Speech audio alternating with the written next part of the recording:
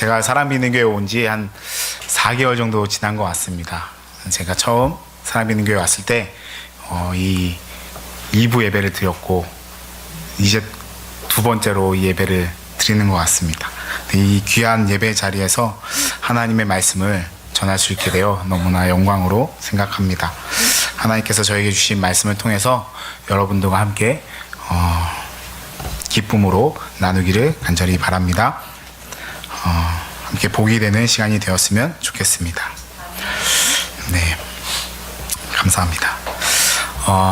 오늘 저는 하나님 나라 백성, 하나님 나라 가족이라는 제목으로 여러분들과 함께 말씀을 나누려고 합니다. 우리 사람 믿는 교회가 정말 하나님의 나라 가족으로서 어떠한 삶을 살아가야 하는지에 대하여, 또한 하나님께서 진정으로 원하시는 가정과 교회가 어떠한 모습으로 서야 되는지에 대해서 함께 말씀을 나누려고 합니다. 여러분 혹시 2010년에 방영한 추노라는 드라마를 기억하고 있습니까? 여기 사진에 나온 사람들이 바로 추노라는 드라마에 등장한 추노꾼들입니다. 이들은 정말 몸짱으로서 막 몸이 탄탄한 그런 사람들이었습니다. 저도 이 추노꾼들과 비슷한 모습을 한 적이 있었습니다. 한번 사진을 띄워주시겠습니까? 네. 이 사진이 바로 제가 20대 중반에 찍었던 사진입니다. 네. 추노꾼들과 너무나 닮지 않았습니까? 저 때는 몸도 까맣게 태워서 정말 짐승남처럼 그렇게 그런 모습이었습니다. 그러나 10년이 지난 지금은 짐승남에서 인격남이 되었습니다. 저의 배가 점점 인격으로 풍성해지고 있기 때문입니다. 그래서 이제 여름도 다가오기 때문에 진짜 마음 먹고 한번 운동을 시작해보자, 이렇게 계획만 하고 있습니다. 계획은 계획일 뿐 결과는 어떻게 될지 잘 모르겠습니다. 아무튼 네. 여기에 등장한 추노꾼들의 역할은 바로 도망간 노비들을 찾아서 주인에게 데려다주는 그러한 역할을 하는 사람들이 바로 추노꾼들입니다. 과거 노비들은 주인의 명령에 절대적으로 복종해야 했으며, 또한 주인의 종으로서 평생 동안 주인에게 구속되어 얽매인 삶을 살아야만 했습니다. 성경에서는 노비가 처음 등장하는 시대가 바로 아브라함 시대입니다. 창세기 12장 16절 말씀에 보면 바로가 그 여인을 보고서 아브라함을 잘 대접하여 주었다. 아브라함은 양떼와 소떼와 암나귀와 수나귀와 남녀 종과 낙타까지 얻었다고 성경은 말씀하고 있습니다. 여기서 말하고 있는 남녀 종은 노비를 의미하고 있는 것입니다. 노비는 아브라함 시대 때부터 사도 바울 시대까지도 계속해서 이어져 내려왔습니다. 노비는 주인의 재산이었기 때문에 노비를 사고 팔 수 있는 물건과 같은 그러한 취급을 받기도 하였습니다. 또한 상속도 할 수 있었고, 또한 주인의 빚으로 압류도 될 수 있었습니다. 그 당시에 노비들에게는 인권이라는 것이 없었기 때문에 한번 노비가 되면 평생 동안 그렇게 노비로 살아가야만 했습니다. 과거 우리나라에 있었던 노비들도 그렇고 사도 바울 시대의 노비들도 그렇고 한평생 주인을 섬기면서 그렇게 주인의 말에만 복종하는 삶을 살아야만 했던 것입니다. 제가 만약 노비였다면, 그래서 사람이 아닌 동물과 같은 대우를 받고 물건과 같은 취급을 받았다면, 그래서 그렇게 한평생 살아가야만 한다면 저는 아마 주인이 없을 때 몰래 도망쳤을 것입니다. 추노꾼, 그 추노라는 드라마에 나온 그 종들처럼 아마 도망을 쳤을 거예요. 왜냐하면 저는 평생 주인의 손에 얽매인 삶을 사는 것보다 차라리 굶어 죽는 한이 있더라도 밖에 나가서 자유인으로 사는 것이 훨씬 낫다고 생각하기 때문입니다. 그리고 저는 어렸을 때부터 달리기를 참 잘하였기 때문에 이 도망가는 것에서는 일가견이 있기 때문입니다. 어렸을 적 사내 아이들이라면 누구나 한 번쯤은 해봤을 벨루티, 저도 그것을 참 많이 했습니다. 웃어주셔서 감사합니다. 네, 아마 벨루티 이것을 잘 모르는 분들도 계실 텐데, 벨루티를 하면 배를 누르고 튀어가는, 도망가는 것을 말하는 겁니다. 아마도 이 벨루티는 한 번도 안 한 사람은 있어도 한 번만 한 사람은 없을 것입니다. 이 중독성이 너무나 강하기 때문에 여러 번 아마 했습니다. 저도 그랬습니다. 그리고 저는 중학교 때 럭비라는 운동을 하였기 때문에 이 도망하는 것은 너무나도 잘하였습니다. 이 럭비라는 스포츠는 점수를 따라면 상대방의 손을 피해서 도망 다니다가 상대방의 진영에 럭비공을 터치다운하면 점수를 얻게 됩니다. 저에게 너무나도 딱 맞는 그러한 스포츠였습니다. 어쨌든 만약 여러분들이 노비라면 과연 어떻게 하시겠습니까? 아무리 추노꾼들이 쫓아온다 하더라도, 아무리 밖에 나가면 먹고 살 길이 없다 하더라도, 그래도 주인의 손에서 평생 얽매여 사느니 도망치는 것이 더 낫지 않을까요? 저는 오늘 주인의 손에서 도망친 노비를 하나님 나라의 가족으로, 또한 형제로 받아주라는 그 사도 바울의 권면의 말씀으로 여러분들과 함께 말씀을 나누려고 합니다. 오늘의 본문 말씀은 빌레몬서 1장 전체입니다. 먼저 빌레몬서의 내용의 배경에 대하여 간단하게 말씀드리겠습니다. 빌레몬이라는 사람은 사도 바울의 열매로서 구원받은 그리스도인이었습니다. 그리고 그는 당시 부자였고 그에게는 오네시모라는 종도 있었습니다. 그런데 어느 날 오네시모는 빌레몬의 돈을 훔쳐서 로마로 도망을 쳤습니다. 오네시모는 로마 감옥에서 사도 바울을 만나게 되었고 거기서 그리스도인이 되었습니다. 사도 바울은 오네시모를 자신의 동역자로서 함께 복음을 전하는 일에 함께 하기 원했으나 그가 빌레몬의 종이었다는 사실을 알고는 빌레몬에게 돌려보내기로 작정하였습니다. 그래서 사도 바울은 믿음의 아들인 빌레몬에게 오네시모를 더 이상 종이 아닌 형제로 받아달라고 그렇게 권면의 편지를 쓰게 된 것입니다. 그 편지가 바로 오늘 우리가 함께 나눌 빌레몬서입니다. 여기까지가 빌레몬서의 배경이었습니다. 오네시모는 종의 신분을 벗어버릴 절호의 찬스였지만 빌레몬은 바울의 편지가 참 많이 불편했을 것입니다. 이 시간에는 잠시 빌레몬의 입장에 대해서 한번 생각해 보면 좋을 것 같습니다. 제가 빌레몬이 한번 되어 보겠습니다. 저에게는 아끼던 종이 있었습니다. 내 주위의 다른 부자들은 종들을 동물 취급하였지만 저는 그리스도인으로서 그를 존중히 여겼습니다. 그런데 그 종이 저의 재산을 가지고 도망을 쳤습니다. 이런 배신감은 난생 처음 느껴보는 것입니다.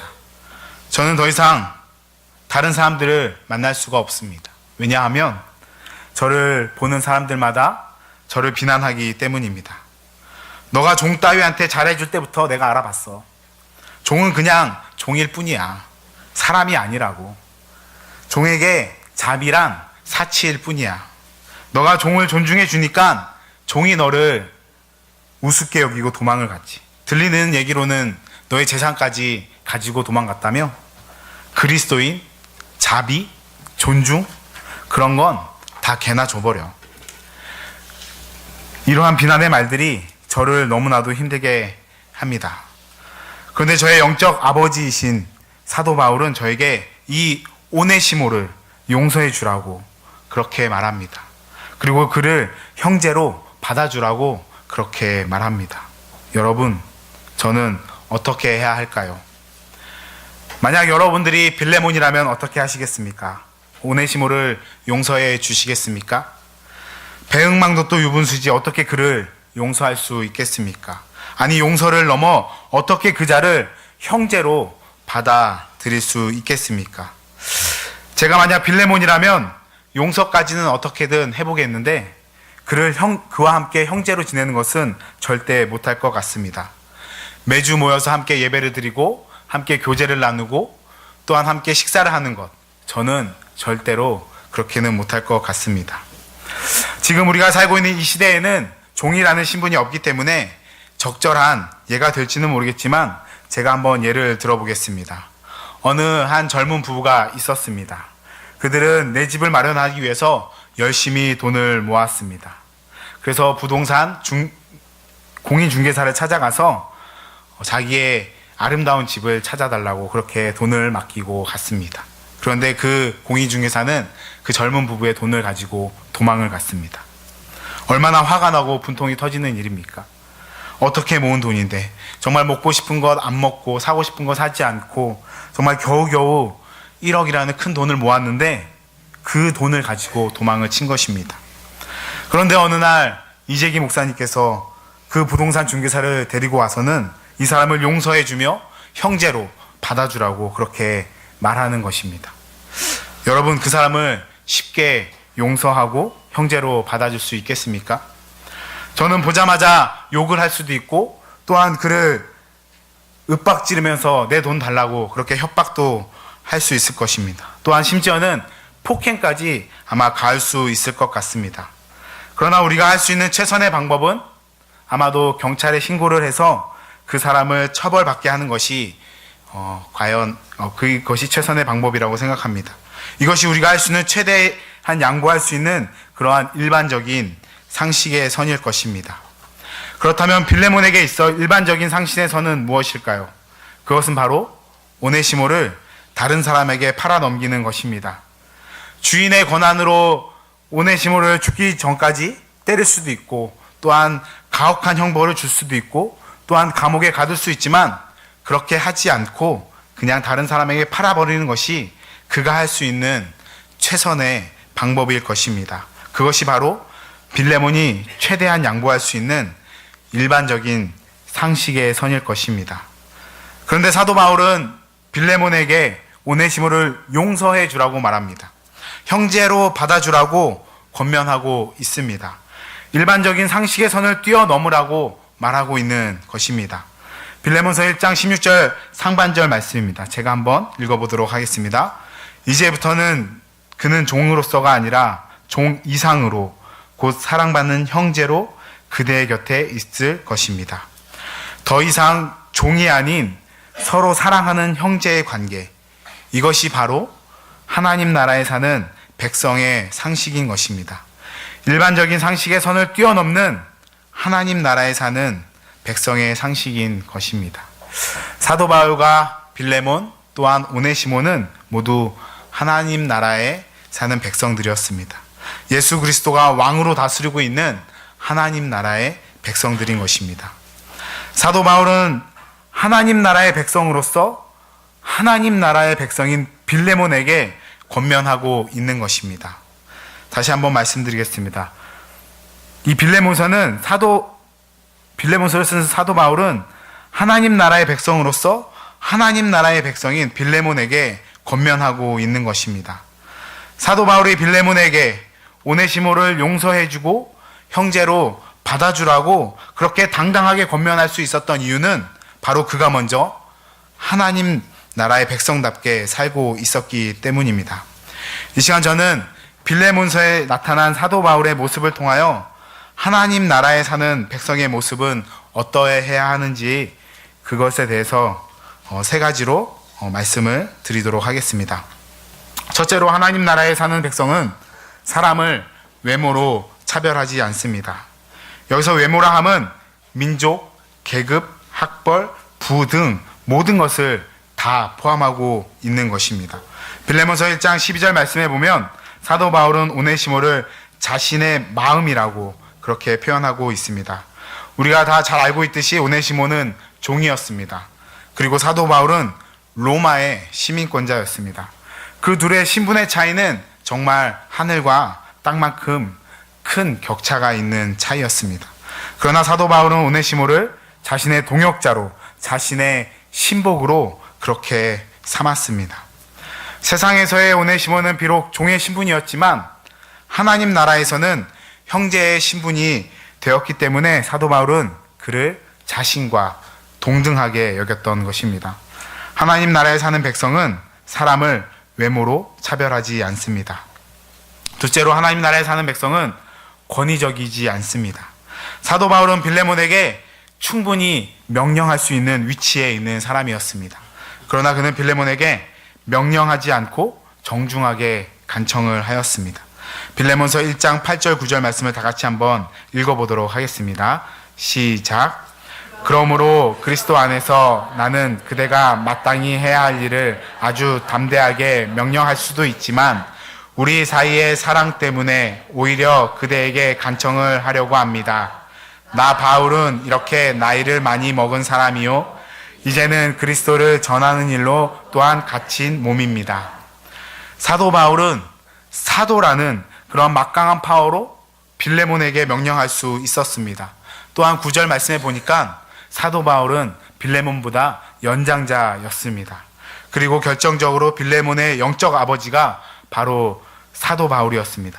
이렇듯 사도 바울은 충분히 빌레몬에게 강력하게 명령할 수 있는 위치에 있었음에도 불구하고 그는 명령하지 않고 정중하게 간청하였습니다.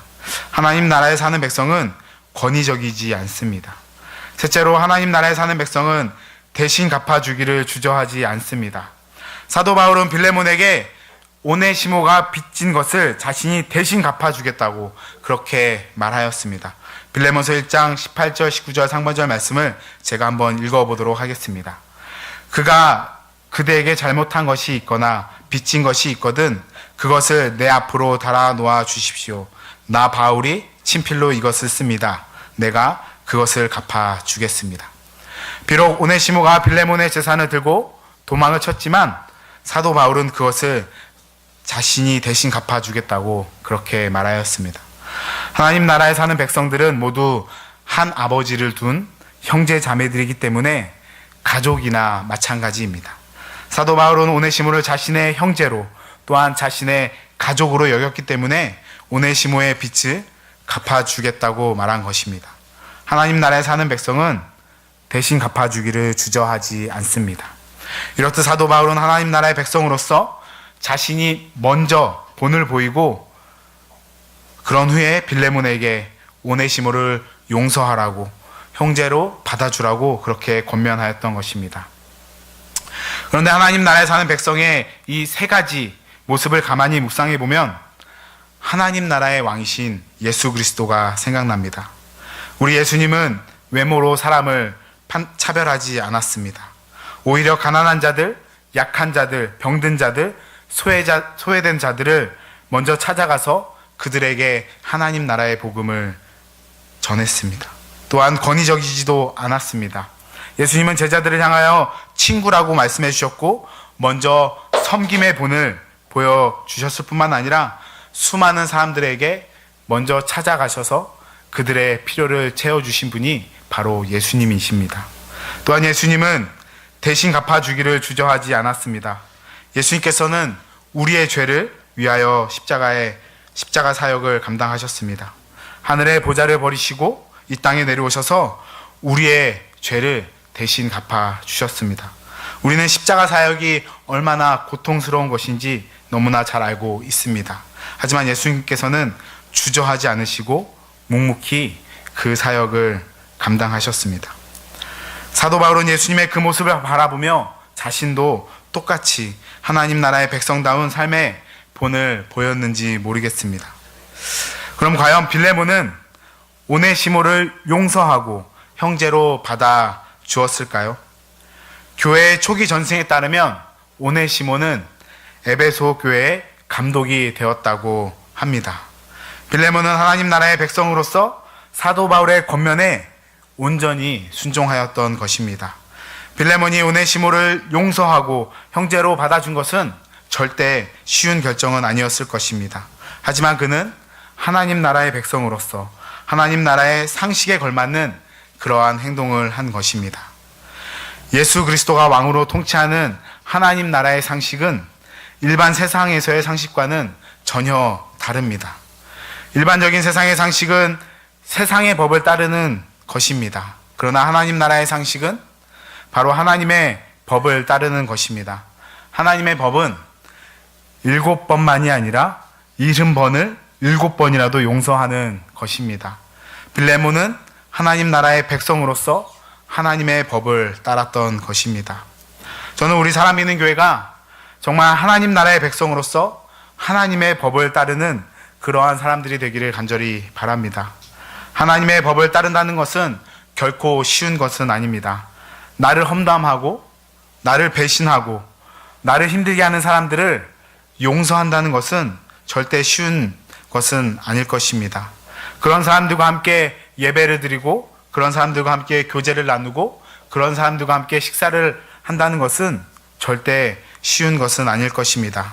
하지만 우리들은 그들을 용서해야만 하고 그들을 형제로 받아주어야만 합니다. 왜냐하면 우리는 하나님 나라의 한 가족이기 때문입니다. 오늘은 어린이 주일입니다. 저는 오늘 말씀을 묵상하면서 또한 준비하면서 우리 어른들이 자녀들에게 하나님 나라에 사는 모습을 먼저 보여주면 좋겠다라는 생각을 해보게 되었습니다. 사도 바울이 빌레몬에게 먼저 본을 보여주었듯이 우리 어른들도 먼저 자녀들에게 본을 보여주면 좋겠다는 생각을 했습니다. 교회 다닌다고 해서 다 하나님의 백성은 아닙니다. 세상의 법보다는 하나님의 법을 먼저 따르는 사람, 세상의 가르침보다는 하나님의 말씀을 더 중요하게 여기는 사람, 날마다 하나님의 말씀을 묵상하고 정의와 공의를 실천하는 사람이 바로 하나님 나라의 백성인 것입니다. 여러분 혹시 이 사실을 알고 계십니까? 하나님께서는 아브라함을 부르신 목적이 땅을 주려고 또한 자녀를 주려고 부르신 것이 아니라는 사실을 여러분 알고 계십니까? 우리가 아브라함 하면 믿음의 조상, 하나님께서 땅의 축복과 자손의 축복을 주겠다고 약속한 사람이라고 생각하기 쉬운데 절대 그렇지 않다라는 것입니다. 하나님께서는 아브라함을 부르신 목적은 바로 하나님의 말씀을 자손들에게 잘 가르쳐서 그들이 하나님께 순종하게 하고 정의와 공의를 실천하는 삶을 살게 하기 위하여 아브라함을 부르신 것입니다. 창세기 18장 19절 말씀을 시간 다 같이 한번 읽어보도록 하겠습니다. 시작. 내가 아브라함을 선택한 것은 그가 자식들과 자손을 잘 가르쳐서 나에게 순종하게 하고 옳고 바른 일을 하도록 가르치라는 뜻에서 한 것이다. 그의 자손이 아브라함에게 배운 대로 하면 나는 아브라함에게 약속한 대로 다 이루어 주겠다. 아멘. 여러분, 저는 여러분들이 정말 하나님의 말씀을, 하나님의 법을 잘 따르는 그러한 사람들이 되었으면 좋겠습니다. 그리고 자녀들에게 하나님의 말씀을 잘 가르치는 그러한 부모들이 되었으면 좋겠습니다. 아무리 우리 자녀들에게 교회에 나와라, 예배 드려라, 큐티해라, 기도해라 이렇게 아무리 외친다 하여도 그들은 눈 하나 꿈뻑하지 않을 것입니다. 왜냐하면 우리가 하나님 나라의 백성으로서 하나님의 법을 따르는 그러한 삶을 살고 있지 않기 때문입니다. 여전히 우리의 시선은 세상을 향하고 있고 여전히 우리의 생각은 일반적인 세상의 상식을 벗어나지 못하며 여전히 우리의 마음은 세상의 법을 더 좋아하기 때문입니다. 우리의 시선을 하나님께로 돌려야 합니다. 우리의 생각을 하나님의 나라의 상식으로 돌려야 합니다. 우리의 마음을 하나님의 말씀으로 돌려놔야 합니다. 그리하였을 때 우리의 삶에 또한 우리의 가정에 또한 우리의 교회에 주님의 역사가 나타나고 주님의 나라가 온전히 세워질 줄 믿습니다. 우리의 모습을 통하여 정말 우리의 자녀들이 하나님 나라의 백성으로서 건강한 그리스도인으로서 그렇게 변화되는 그러한 삶을 꿈꾸며 우리 모두 정말 하나님의 말씀을 지키며 하나님의 법을 따르는 그러한 저와 여러분이 되기를 간절히 소망합니다. 이 시간 다 같이 함께 말씀을 기억하면서 함께 기도하도록 하겠습니다.